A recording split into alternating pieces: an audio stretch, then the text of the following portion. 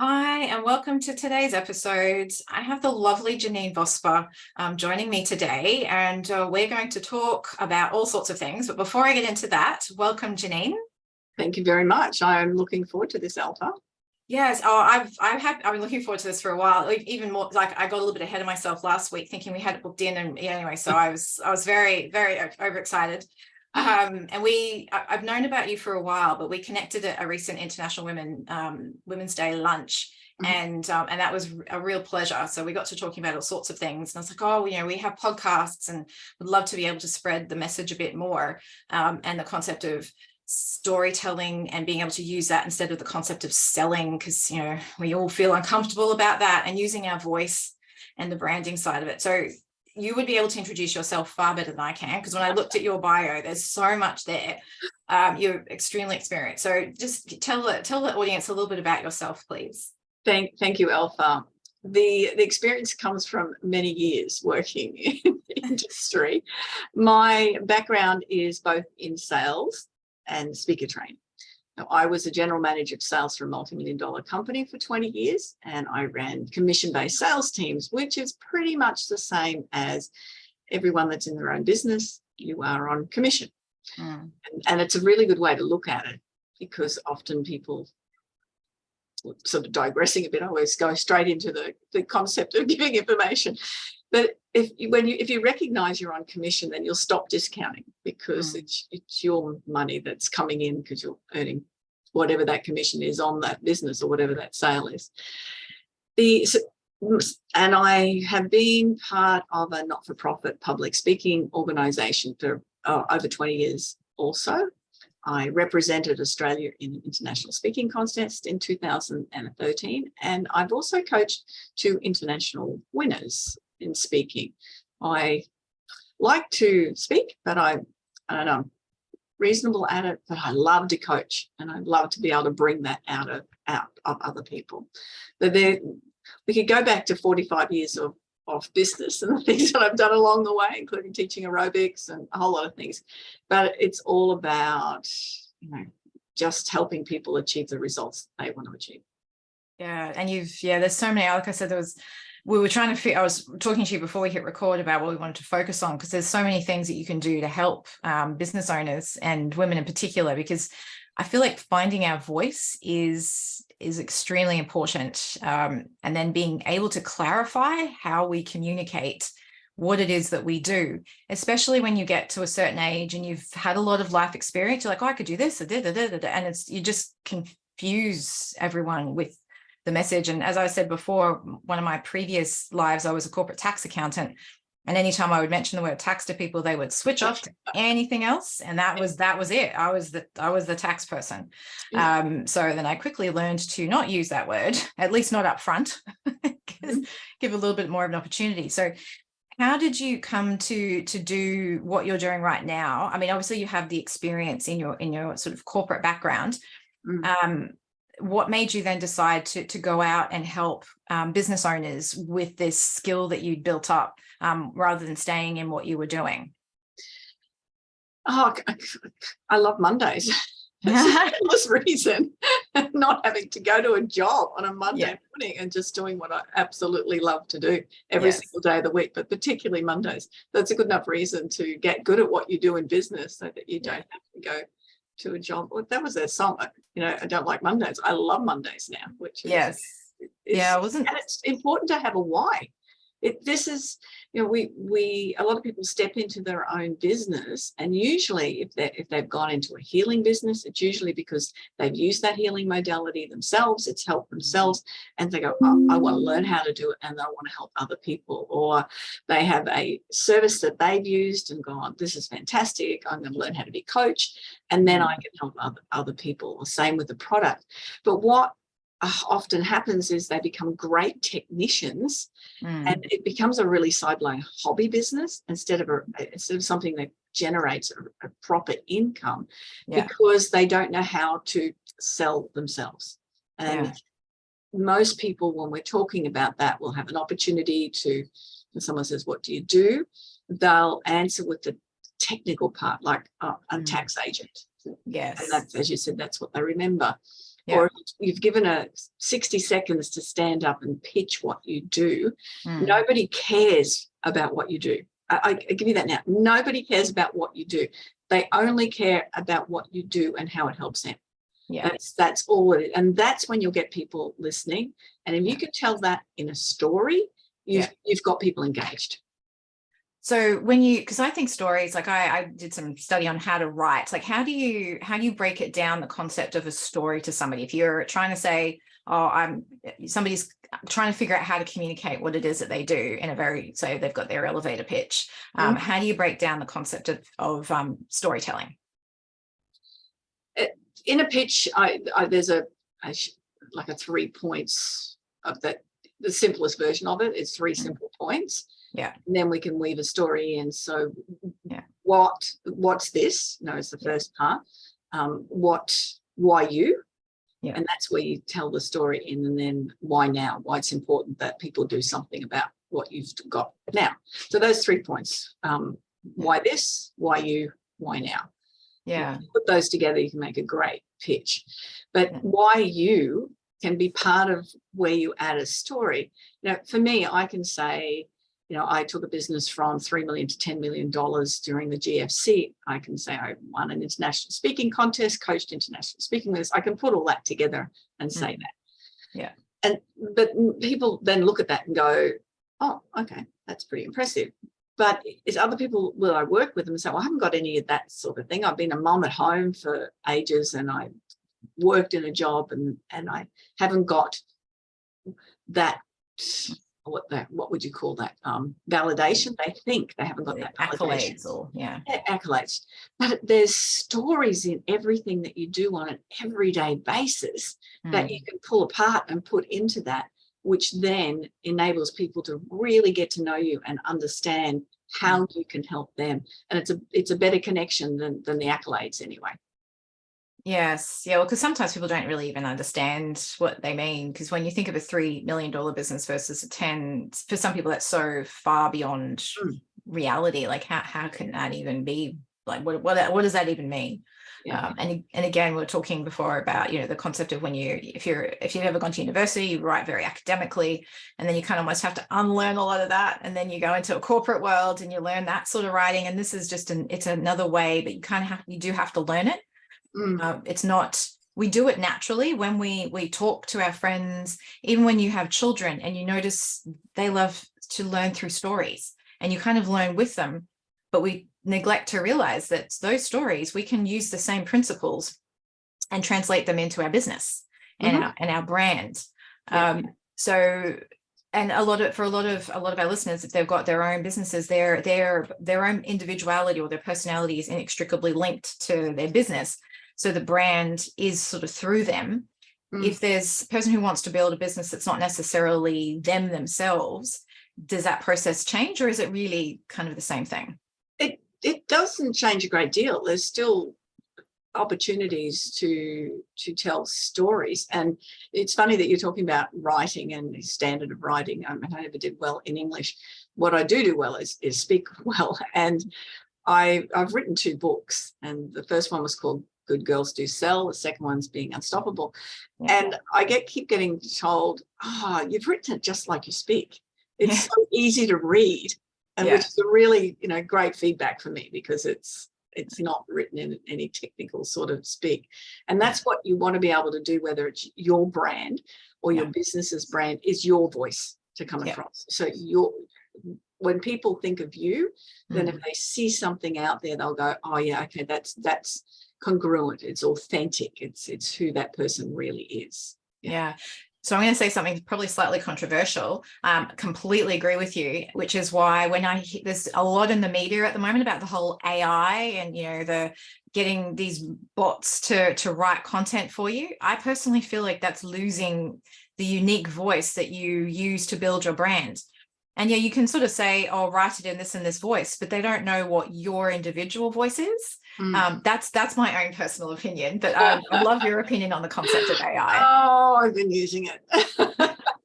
And that's, and for ideas, I think it's great. But it's just changing things up. ridiculously, and there's a whole lot more capacity coming that's just going to blow our minds.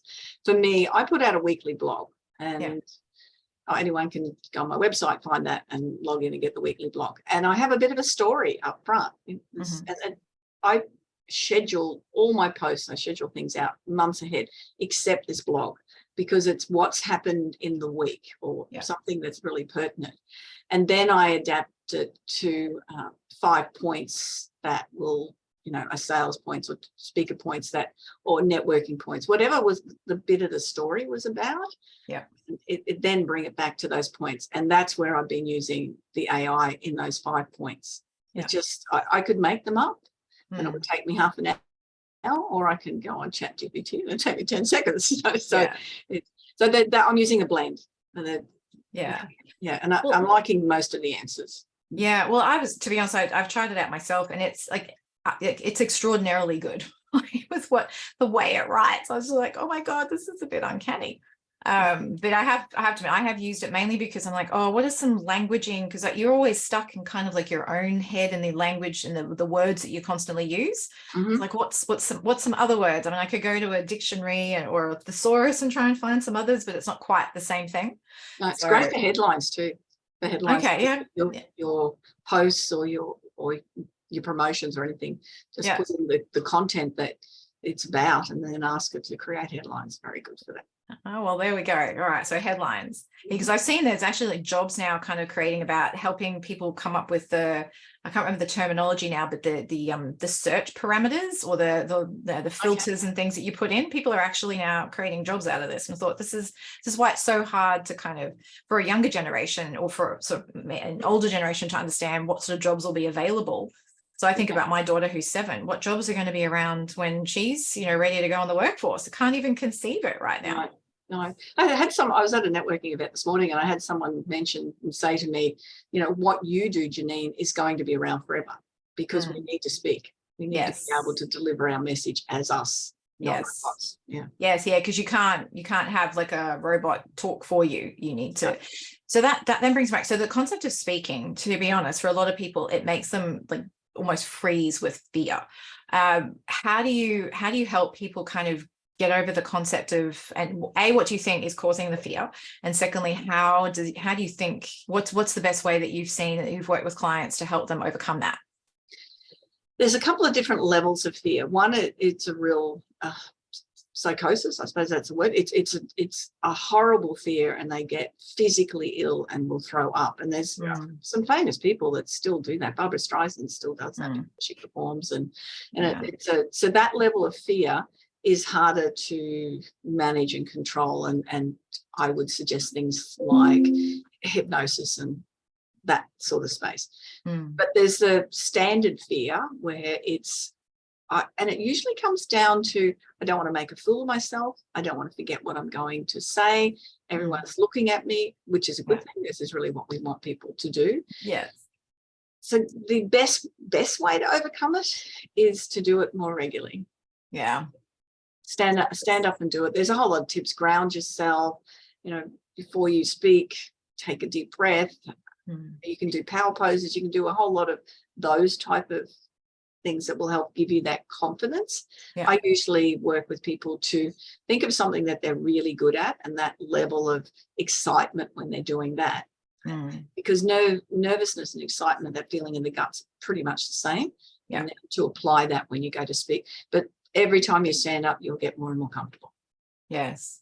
Yeah, it's interesting. I find when you kind of, there's that whole, I remember the old sort of adage, oh, imagine the audience naked.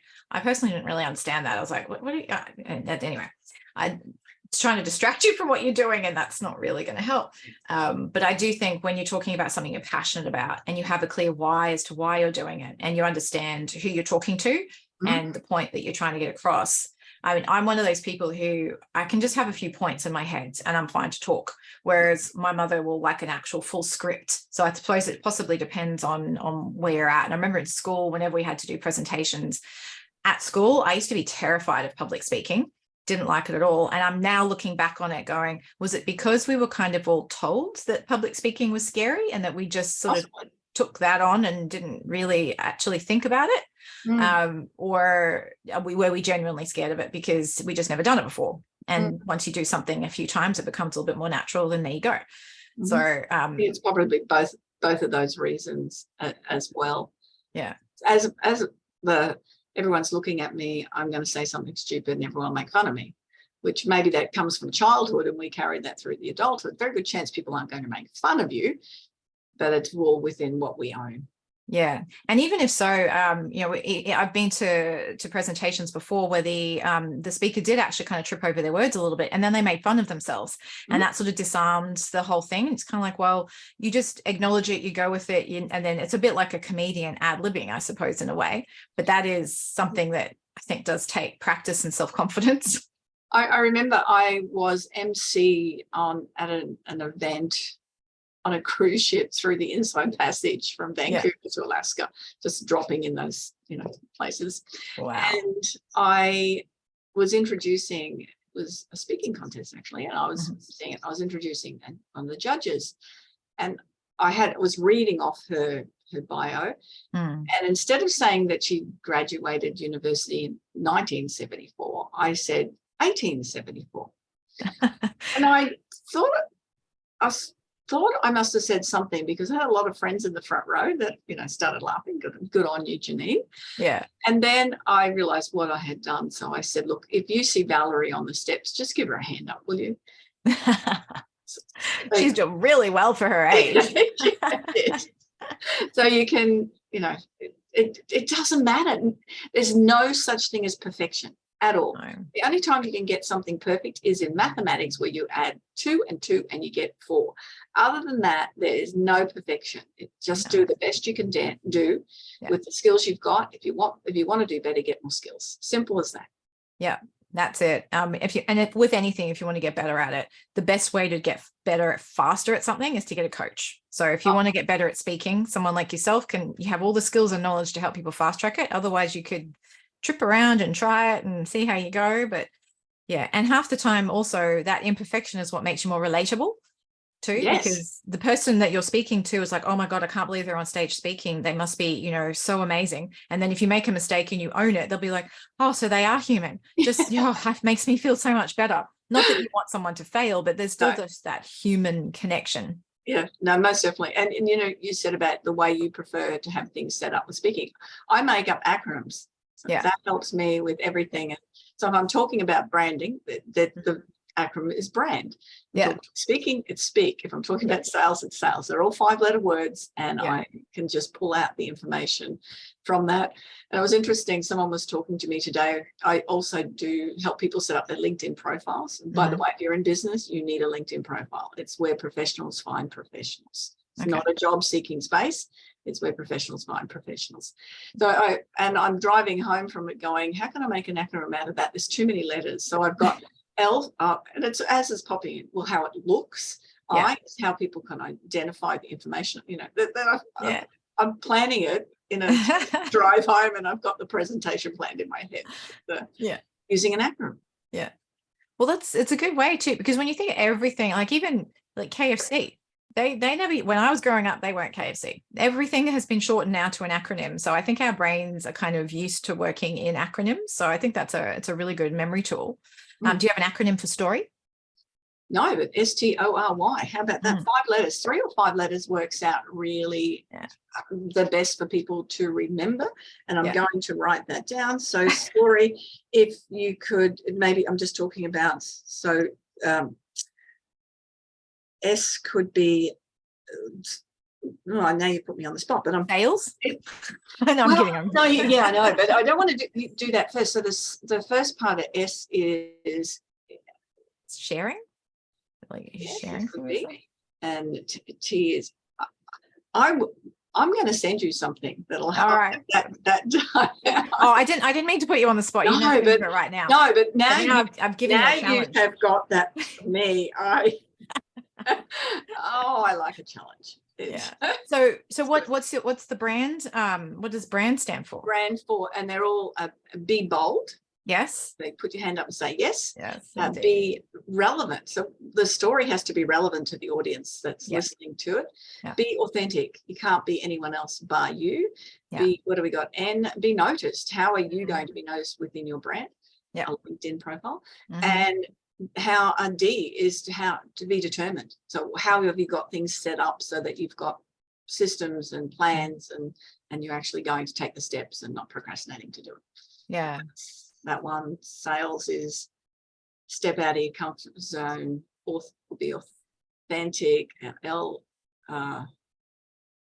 think of this one. I haven't done that one for a while. Speak is step out of your comfort zone, own your own power. How do you engage your audience? Yeah. Be authentic and kick goals. Yeah. Wow. See, all these things. And so that my next question is going to be around, because the concept of mindset, it's a word that is possibly overused in and of itself, but is also quite possibly misunderstood too. How do you see, because a lot of that, I think there's some stuff that underlies the actual, like the technicality of how to do it and the steps that you need to do. How, in your experience, have you seen people's mental sort of resolve or the mindset side kind of play into a lot of the, like the branding, the selling, sort of, speaking and all of that? We are either our best asset or our worst enemy. Yeah. And that's how we talk to ourselves. And a lot of people are very comfortable speaking to themselves in a way that they would never speak to somebody else, and berating themselves. It's such a, I don't even like saying it because I don't own that type of speak. Yeah. And rather than affirming and focusing on what we want to achieve. Yes. And they're manifesting the life we want, and with the resources that we want, we're so capable of doing it. Yeah. But we're focused on what we can't do instead. Yeah. And as we both said, if you want to have a particular skill, I used to start every single year, what professional and what personal development do I want to be able to achieve by the end of the year?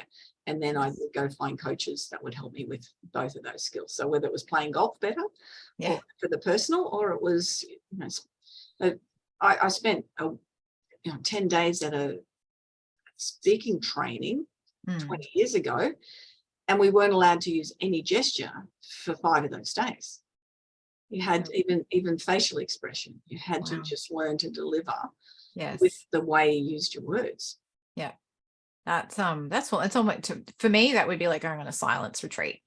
Yeah. I do a lot of gesturing. I know, fortunately we could speak, but and you know what? Nearly every person had an emotional breakthrough. Yeah. In that space. As you said, it's how you speak, but it also means that you get to the end of the retreat and you can be in silent space with your gestures. And then when you go to use a gesture, it has real impact and effect on doing.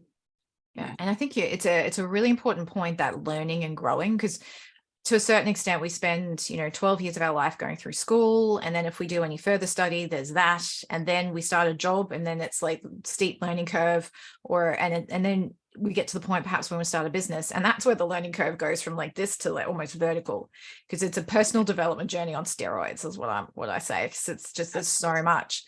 But being intentional with it is you've sort of made me kind of go, oh yeah, that's actually something that I used to do more of. And it's also something that I also tell my clients is like, well, what's the area where you feel like you're lacking? And there are people that you can help you with that. I mean, there's so many books you can read, and books are wonderful. They can only take you so far sometimes, because we use this languaging and we talk to ourselves in certain ways, and we'll berate ourselves for not having done the things that we're reading about. And that's where a coach comes in, because they'll also help keep you accountable. Most definitely, and that accountability is such an important factor. And you just went to touch on something, and it was in reverse. You said about people that can help you, which is so important, finding those. Yeah. And this is one of the things when I talk about with sales, but it triggered me when you said it. When people have icky comes up, I don't know where that word comes from, but I hear that a lot, that people don't want to feel icky about sales and follow up. It's not just the initial conversation, it's also the phone call, it's the follow up. But when I work with people, we work against your ego. Sorry, it's your ego that's stopping you from doing that, because you're more concerned about what you think rather than you can help somebody. And if you've got a product or a service that you know is going to make a big difference in somebody's life, then if you're not sharing with somebody, it's to do with your ego. So don't think about selling. Think about how many more people you can help by what you do, by getting good at communicating that message, whether it is in a pitch or a story, however you do it. But get good at doing that, because the more people that will resonate with you, the more people you can help. And the beautiful thing about the more people you help, the more problems you solve, the more money people give you. Yeah. I mean, you see these sort of stories on, people who've been sharing, their cooking tips or whatever they happen to be passionate about in like YouTube or TikTok. And then all of a sudden people are advertising on their page, and, that it's kind of organically grown as a result of that. They're probably not unique, but that's not as common. But being able to share that love of what you do, and that's where you're talking about earlier about having your why and that passion to help share it rather than sell it. So, tell it, don't sell it. Yes, that's it. Absolutely. And it is an important distinction. And I think if we need to use a different word apart from sales, then that's possibly where we need to go. Either that, or just reassign the meaning of the word sales into something else. Reassign the meaning of it and have a good meaning, and just be a problem solver.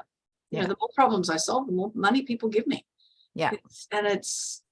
That's what we're in business to make money. That's the bottom line. But I'm in business to help people achieve the results they didn't think was possible. That's why I had no issues with procrastination, no motivation issues, because every day what I do is I get up and everything that I work towards. And it's great, because if you've got a nice bright shiny object and you go, whoa, what's that? You'll go back on track if you know that why, and that have it written in your mission statement, have a vision statement, what you're trying to create, then you stay on track with what you're doing. Absolutely. And you mentioned the word being a problem solver. Do you find one of the things that your clients have issues with is clarifying what the problem itself is? And how does that play out when you're working with people? No, that's probably the main issue that people really do have, is how can I define, the problem? Because you talk to people and say, well, who can you work with? Well, I can work with everybody. Well, you could work with everybody, but not everybody's going to buy your product. It's what problem are you solving for somebody? So if I was, people I'm working with at the moment on a coaching program which covers all of this: planning, values, speaking, sales, and goal setting and everything.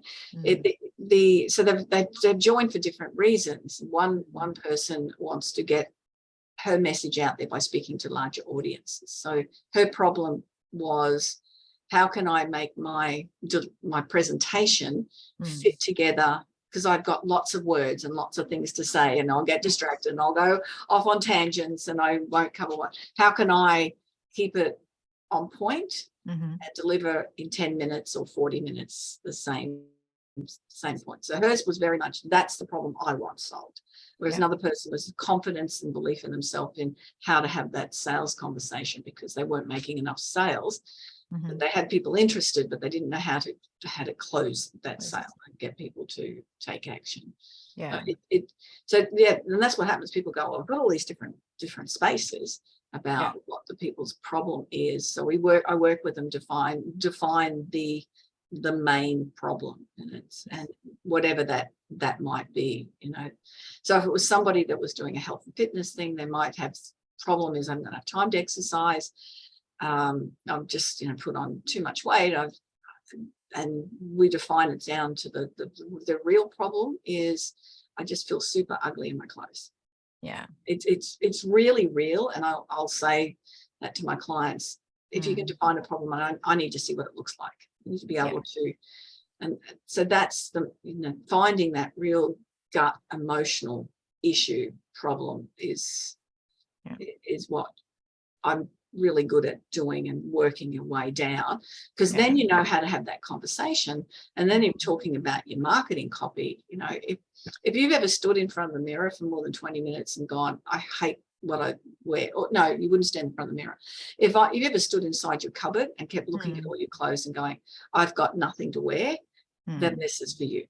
So then when you know that's the problem, you can identify it. Have you got the mirrors covered in your house? No. You look in your closet and nothing fits, and you don't want to even try to see if it fits. And so you don't go out, you don't go. And so yes, so that's, if that was a fitness trainer, that would be how you'd have the conversation, not let's I'll get you running 10Ks. Well, that might not be that person's problem. This is the thing, is you really need to define it, then you can have that conversation. Now, if I looked at mine, there's probably about 10 different problems. So some days I'll be marketing to the person that is, have you got a great story to tell, but you just don't know how to put it together type of question. And it's just, you don't want to go out of this world with that story in you. Or are you missing out on sales because you don't want to feel icky? Yes. Yeah. But you don't try and go tell the same question, for two different markets. So have you ever sort of felt icky in sales, or got a story inside you? You've got to hit it specifically, one target. And that's what a lot of people get wrong. Say, well, I do this and I do this and I do this. And then everyone's gone, I don't know what she does. But if you say one message in one and then another message, but it's all individual, then it's still clear. So the person that will hear it will connect with it, and they're like, oh, Janine's great at helping people, build a story around their marketing. And that's it. That's exactly right. So what room am I in? What will I pitch today is what I usually, and for me, I sort of just go to stand up and I go, and figure it out then. But that's me. And it's interesting, even though you think you know something cognitively, because you just made me think, because I was a management consultant for 10 years and I used to facilitate a lot of workshops, and people would give me all the information. I was like, what I really want to know is who's in the room. What are their backgrounds? Who are the troublemakers? Who are the ones that don't speak enough, that have a lot in their head and they don't get it out? Like, I want to be able to draw the people out of the room, because the content will just kind of be the content you prepare and whatever. But it's interesting, because I'd never kind of thought that's a skill of things that I used to do in a previous world, but I don't really do that. And haven't brought that into this work. So this is where having a coach such as yourself is really valuable. And one of the things, and exactly knowing who your audience is vital, and in a training situation and a marketing situation. But it just made me think, one of the things in a training situation is to know why people are there. That's such an important factor, and for them to tell you why they're there. Well, it's interesting, because a lot of the workshops I've ever been to, one of the first things the facilitator does is ask, what are the expectations? And that way you can go, okay, I need to make sure I target my messaging to suit all these, and then we'll do a review at the end. And so, but the marketing is a little bit the same, but in this particular case, your review is based on the sales that you get. So that's the feedback. Or how many clicks you've had on your website, whatever it is that you're directing people to. That's it. Now you've got a few things that we wanted to share with the audience, because there's one that I'm very excited about. I wish I could go, but like we said, I'm going overseas on the last day, but you have a retreat coming up.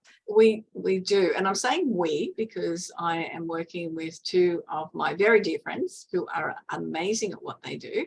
Moana Robinson is a stylist to the stars. She's had some big name people come to her for their styling and colouring, including myself. I mean, of course, it's a big name person. What I learned from Moana about the colours to wear and the styles that suit me, it's probably saved me $20,000 in clothes that I bought that I haven't worn, that I just don't buy. I can go into a shop now, scan it, and walk straight out again without even checking out a rack. Awesome. colours the first thing. If Mhm. there's none of the colours in the room, then I just walk out. So Yeah. she's doing a styling part. It's a branding and a personal branding and style retreat in Airlie Beach, Mm. 25 to 28 of May. Yeah. And so Moana's doing the styling. We want to see how each person can get the value out of what looks best on them. The style looks best, the color looks best, and it's so much fun in the room with people doing that. Yes. Sumiko Ayres is a photographer, and she does amazing photographs, and so everyone will end up with a photograph from them there that they'll be able to use in their storybook. And what I do is help them put together the storybook. And it's your branding, your pitch, that if someone says, can you speak on this? Then you've got this storybook to be able to send out to people. But it'll also help with all of your future marketing and ideas. And someone says, can I have a bio? You can also do that and send that to people. And so I'll be talking about how to put the story together, how to be able to do that through a system, so it's not just this one story, it's any story that you can think of, and then how you deliver it. But we're also going on a sunset cruise. Yeah. A whole day day training. We've got some fair bit of downtime so that you can just enjoy the beautiful Coral Sea Resort, which looks amazing. Yeah. And we're going to have a whole lot of fun. The first night is a real great get to know you with, and it's a frocks and flowers. Yeah, so I'm definitely, like I said, I'm going overseas on the last day, so I can't this year, but I'm really interested for next year. Excellent. And you've only got 2 spots left, is that right? We do. And it's only because people are really sad there's medical stuff come up that they're not able to attend now. But we'd love to fill those couple of spots. So yes. And so where do people find out about that? On my website, JanineVosper.com, there on the front page, there is the retreats on there. There's a link on there, and you just go onto that link and it'll click through to apply to attend. And the reason we've put apply, one, it's for ladies only, because I found we run a lot of things for women only, and you can be a lot more be yourself in that situation. And in that, it's $100 deposit, but if you decide it's not for you, then that'll be refunded. It's not a problem with that, but at least it gives us, we know that you've registered your interest. Yeah. Okay. Well, I'll put that link in the show notes as well, so that people can just link and go straight to the page. Yeah. And there's something else that you've got as well, which is a lot sort of, if you don't want to go on a 3-day retreat, even though the price is extremely reasonable. I looked at that and just went, oh my God, that looks amazing. But you've got a webinar coming up too. Yes. I run this webinar only 3 times a year, and it is how to make more sales without really selling. How to double or triple your sales without selling. It is on April 24th. So that's just the evening before Anzac Day, the Monday evening, at 7 o'clock, which we're all the eastern states are now on the same time zone, which makes it a lot easier. And what I'm talking about is there's 5 tips to help people gain more sales. And it's for the very expensive cost of $8 to be able to attend. And we're talking about the reason behind the $8 charge on an Alpha, weren't we? Is that I usually get 50 people register, and 15 people turn up, and it's that commitment. It's like anything in life. If you really want to do something, improve something, learn something, you've got to commit to it and stick to the commitment. Don't worry if something else pops up on TV at the time. Really, it's how you step up in business and in life. Yeah. Absolutely. No, I'm going to actually look into that myself, because I wasn't aware of that either. So I'm interested too. So I can't do the retreat, but I'm very interested in the webinar. So I think the retreat next year though. Yes. So I need to be on your list to get that information too. I think I already am, because that's how I actually found out about it originally. When I saw the dates, I was like, no, I haven't been overseas in 5 years, and there's and we've had quite a few people that said definitely on the next one they've got overseas trips planned. So now, because if I know in advance, I can make sure I plan around it. And we thought that being in Airlie Beach in May would be perfect weather as well. I'm going to worry about cyclones. It'll be nice and no stingers. Very lovely. Oh, thank you so much, Janine. This has been an absolute pleasure, and so much valuable, meaty information out of that as well. Like, it's something that listeners, I think you'll need to replay this again, because there's so much in there. And definitely have a look at Jenny's website. There's a lot there information wise, and your books too. It's been a real pleasure. So thank you so much. I've enjoyed it a lot, Alpha. It's one of my favorite things to do, is just share things. And thank you for the opportunity. No worries. All right, everybody, enjoy the rest of your day. Bye-bye.